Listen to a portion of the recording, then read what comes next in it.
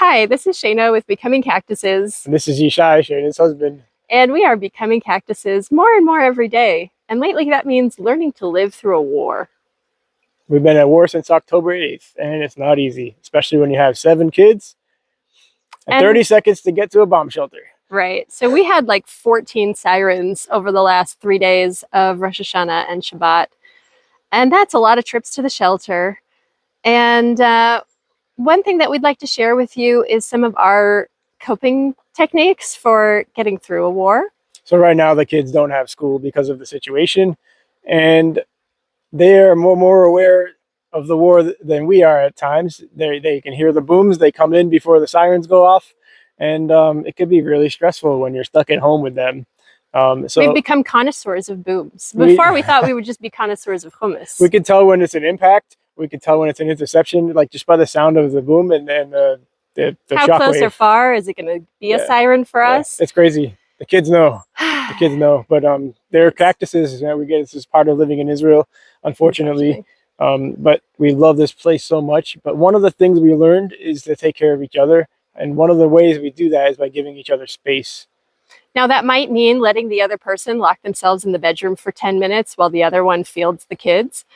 And that could also mean letting them go out to do something. Thankfully, we have something to do. It really is helpful, actually, to be giving, to be active, not to be home, just watching the news, waiting for the next bad report, you know. So Yishai has been helping me lately with the deliveries for Sparks to Life. We do deliveries for elderly, disabled, single parents. And it feels really good to get out, even though sometimes it means pulling over and stopping at some concrete bus stop to get on the ground and wait 10 minutes. Sometimes that means stocking up on Ben and Jerry's. Oh man, so eating is a big thing. You still got to maintain your health. So, you could easily binge on junk food, but healthy things it's really important. But one of those comfort foods like Ben and Jerry's or pizza sometimes really makes a big difference, especially when you have to bring it into your shelter when you're being attacked by ballistic missiles from Iran. Yeah, we also keep our shelter well stocked with snacks. And so it's become this kind of ritual. Like our kids know when we get inside, once that door is shut, like out come the pretzels, out come the something, and it doesn't have to be sweet. And of course, we don't want to like associate binge eating with emotional comfort for them, but also this is war and you do what you have to. And that's important. Everybody has something to do. The older kid closes the steel window. Somebody says, okay, everybody sit down. Somebody's in charge of the snacks. Somebody closes the door. Somebody's in charge of diapers, or somebody's in charge of saying Tehillim or singing a song.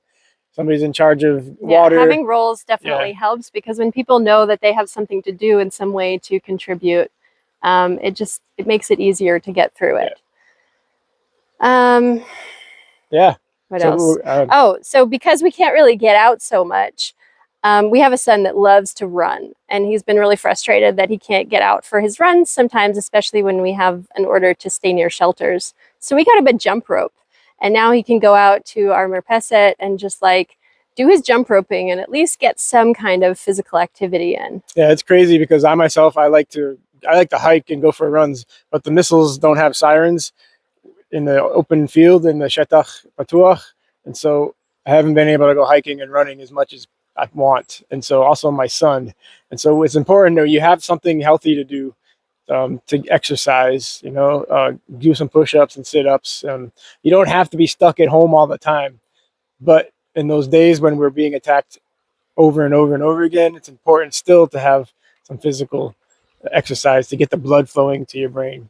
Yeah, and it might also mean that sometimes you take a break. There are a lot of families from here looking into hosting options to go away for part of the Chagim, maybe to Jerusalem, maybe to a part of the country that has slightly fewer rocket attacks. Although, after a solid year of us being under fire, now the rest of the country is starting to come under fire more. So there are fewer and fewer places where there really are no rocket alerts at all.